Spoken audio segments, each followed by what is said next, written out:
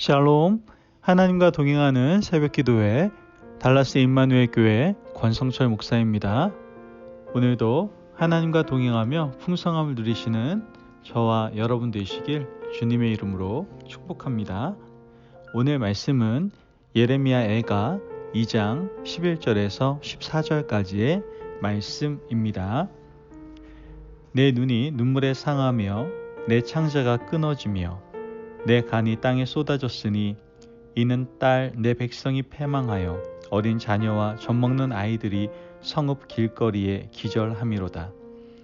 그들이 성읍 길거리에서 상한 자처럼 기절하여 그의 어머니들의 품에서 혼이 떠날 때에 어머니들에게 이르기를 곡식과 포도주가 어디 있느냐 하는도다. 딸 예루살렘이여, 내가 무엇으로 내게 증거하며 무엇으로 내게 비유할까? 처녀딸 시온이여, 내가 무엇으로 내게 비교하여 너를 위로할까? 너의 파괴됨이 바다같이 크니 누가 너를 고쳐줄 소냐? 내 선지자들이 내게 대하여 헛되고 어리석은 묵시를 보았으므로 내 죄악을 드러내어서 내가 사로잡힌 것을 돌이키지 못하였도다. 그들이 거짓 경고와 미혹하게 할 것만 보았도다. 아멘. 하나님의 말씀입니다. 여러분, 우리 대한민국의 복음이 언제부터 전파되었습니까? 1885년 4월 언더우드와 아펜젤로 선교사가 제물포항에 발을 내딛고 난 이후로 우리 대한민국에 복음이 전파되었죠. 이 땅에 복음이 들어온 지 벌써 136년이 지났어요. 그 기간 동안 이 땅은 수많은 일들을 겪으며 하나님의 말씀으로 회복되고 새로워졌죠. 복음이 전파될 당시에 이 땅의 상황은 말로 형용할 수 없을 만큼 어둠과 죄악으로 가득했죠. 백성들은 어디에서도 희망을 찾을 수 없었고요. 하지만 복음이 들어와서 이 땅에 교회가 세워지고 하나님의 말씀이 선포되기 시작하면서 백성들은 말씀 안에서 희망을 찾을 수가 있게 되었죠. 교회와 함께 하나님의 선물로 이 땅에 들어온 것은 바로 병원과 학교였어요. 사람들은 성경을 읽기 위해서 글을 배웠고요. 그래서 학교로 몰려들었죠. 아픈 사람들은 병원을 통해서 도움을 받기도 했고요. 그러므로 우리나라의 근대화의 세 가지 축은 교회와 병원과 학교라고 말할 수 있죠. 그런데 복음이 전파된 지 지금 136년이 지난 지금 이 세 가지 축이요, 한꺼번에 흔들리고 있다는 거 아십니까? 교회는 교권주의와 만몬주의로 말미암아 뿌리채 흔들리고 있고요.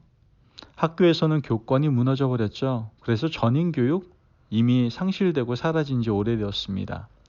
병원은 사람들의 생명을 소중하게 여기지 않고 영리만 추구하는 그러한 이익 집단으로 전락하고 말았죠. 여러분, 지금 우리가 하루 세끼 배부르게 먹고 잘 사는 것처럼 보이지만 우리 영혼은 황폐해져 가고 사람들은 어디에서도 희망을 찾을 수 없는 그 시대를 어떻게 보면 살아가고 있는 것 같아요. 여기서 몇 걸음만 더 나아가면요, 과거 그 암울했던 시대로 다시 돌아갈 수밖에 없을 것 같은 그런 불안감이 사실 우리를 둘러싸고 있습니다. 여러분, 망한 이후에 애쓰고 탄식해봐야 아무 소용없는 일이에요. 오늘 말씀에서는 하나님께서 나라가 망한 후에 흘리는 선지자의 눈물과 절규를 통해서 우리에게 깨닫게 하시는 귀한 말씀이 있습니다. 예레미야가 2장 3절 말씀을 보면 맹렬한 진노로 이스라엘의 모든 뿔을 자르셨으며 원수 앞에서 그의 오른손을 뒤로 거두어 들이시고 맹렬한 불이 사방으로 불사름같이 야곱을 불사르셨도다. 아멘. 여러분, 예레미야 선지자는 예루살렘 성의 멸망을 몸소 경험한 사람이었죠. 예레미야 선지자가 본 것은 나라가 망하는 날의 치솟은 맹렬한 불이었어요. 그 불이 성을 사라지게 했고 여호와의 불이 성전을 태워버렸죠. 그런데 이때 권능의 상징인 여호와의 오른손은 뒤로 감추어져서 보이지가 않는 거예요. 하나님의 손이 나타나서 불을 꺼주시고 하나님의 성전을 약탈하는 바벨론을 멸하셔야 하는데 하나님은 일을 하지 않으시는 거예요. 지금 선지자는요, 고통 가운데 있어요. 7절 말씀을 보면 여호와께서 또 자기 제단을 버리시며 자기 성소를 미워하시며 궁전의 성벽들을 원수의 손에 넘기셨음에 그들이 여호와의 전에서 떠돌기를 절기의 날과 같이 하였도다. 아멘. 여러분, 이스라엘의 큰 명절 이 절기의 날에는요, 모든 백성들이 하나님의 성전에 와서 가득 그 성전을 채웠어요. 아주 시끌벅적했죠. 그런데 유다가 망하는 날, 마치 절기의 날처럼 이방인들이 하나님의 성전을 지금 가득 채웠다는 거예요. 그들은 성전을 불태우며 하나님의 성소를 짓밟았어요. 이러한 광경은 예레미야 선지자에게는 큰 충격이었고 고통이었죠. 성벽이 무너지고 성이 불타는 것까지는 견딜 수 있었는데 하나님의 성소가 약탈당하고 하나님의 성전이 불의한 무리들에게 밟히는 것을 이 선지자는 견딜 수가 없었던 거예요. 예레미야 선지자는 자신의 고통을 이렇게 표현하고 있어요. 11절 말씀을 보면 내 눈이 눈물에 상하며 내 창자가 끊어지며 내 간이 땅에 쏟아졌으니 이는 딸 내 백성이 패망하여 어린 자녀와 젖먹는 아이들이 성읍 길거리에 기절함이로다. 아멘. 여러분, 말씀을 보니까 이 예레미야 선지자의 눈에 눈물 마를 날이 없었고 창자가 끊어지는 것 같았으며 간이 밖으로 쏟아지는 것 같다라고 표현하고 있어요. 극심한 고통을 여러분 어떻게 말과 글로 다 표현할 수 있겠어요? 말씀에 의지해서 백성들에게 진리를 선포했던 선지자로서는 더할 수 없는 고통이었던 것이죠. 예레미야 선지자는 이렇게 된 이유를 어디에서 찾고 있습니까? 바로 영적 지도자들에게서 찾고 있음을 우리는 알게 되는 거예요. 14절 말씀을 보면 내 선지자들이 내게 대하여 헛되고 어리석은 묵시를 보았으므로 내 죄악을 드러내어서 내가 사로잡힌 것을 돌이키지 못하였도다. 그들이 거짓 경고와 미혹하게 할 것만 보았도다. 아멘. 여러분, 지금 나라가 이렇게 망한 이유는 무엇이에요? 바로 거짓 선지자들의 헛되고 어리석은 묵시 때문이라고 성경은 말하고 있어요. 예레미야를 제외한 모든 선지자들은 거짓 선지자들이었어요. 그들은 백성들에게 하나님의 말씀을 전하지 않았어요. 자신의 욕심을 채우기에 급급했고 부와 안위를 누리기에 혈안이 되어 있었어요. 나라가 이렇게 하면 망할 것이며 하나님의 말씀으로 돌아가야 한다는 그 말씀을 이 거짓 선지자들은 전하지 않았어요. 오히려 물질의 풍요에 빠져 살았죠. 이 때문에 나라가 수치를 당하고 성전이 이방인의 말발굽에 짓밟히게 된 거예요. 결국 유다 멸망의 이유는 거짓 선지자들 때문이다라고 성경은 분명히 이야기하고 있다는 것이죠. 그런데 사실 당시 유다 영적 지도자들은 좀 억울할 수도 있어요. 뭐가 억울합니까? 아니, 나만 타락했냐 이거죠. 백성들도 똑같지 않았냐. 이렇게 당당하게 말할 수 있을지 모릅니다. 그러나 하나님은 이 모든 책임을 누구에게 묻고 계세요? 지도자들에게 묻고 계시더라는 것이죠. 이스라엘 백성들이 출애굽할 때 생각해 보세요. 이스라엘 백성들의 광야 여정이 거의 끝날 때쯤에 이스라엘 백성들은 마실 물이 없어서 하나님을 원망하죠. 하나님은 원망하는 이스라엘 백성들을 반석 앞에 불렀어요. 그리고 모세에게 말씀하시죠. 너는 반석에게 명령하여 물을 내게 하라. 하지만 모세는 백성들에게 너무 화가 났어요. 이 모세는 지팡이를 들어서 어떻게 합니까? 반석을 2번이나 내리쳤죠.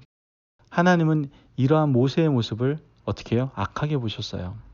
하나님을 원망한 것은 누구예요? 백성이지 않습니까? 그런데 백성들에게는 책임을 묻지도 않고 오히려 반석에 나는 물을 마시게 했어요. 하지만 반석에 명령하여 물을 내라는 말씀을 따르지 않은 모세는 가나안 땅에 들어가지 못했다라는 것이죠. 이와 같이 이 지도자들의 영적 책임이 너무나도 중대하다라는 것을 하나님께서 우리에게 보여주고 계시는 거예요. 여러분, 이 시대의 지도자들인 목회자들이나 정치 지도자들이나 그 외에도 여러 가지 기득권 세력들은 시대적 책임을 감당할 수 있어야 돼요. 이렇게 말씀드리면 나는 이제 여론가 보다 다행이다 이렇게 생각하실 수 있는데 아니요. 작은 공동체 가정을 이끌고 있는 부모님들도 예외가 아니고요. 교회 안에서 평신도 리더로 세워져 있는 분들도 예외가 아닙니다. 누구나 다 자신에게 맡겨진 영적 책임을 하나님 앞에서 감당할 수 있어야 된다는 것이죠. 작은 공동체의 가정에서는 자녀들에 대한 영적 책임을 질 수 있어야 됩니다. 그 영혼들이 주님 만날 수 있도록 깨어 기도해야죠. 교회 안에서 영적 지도자로 세워졌습니까?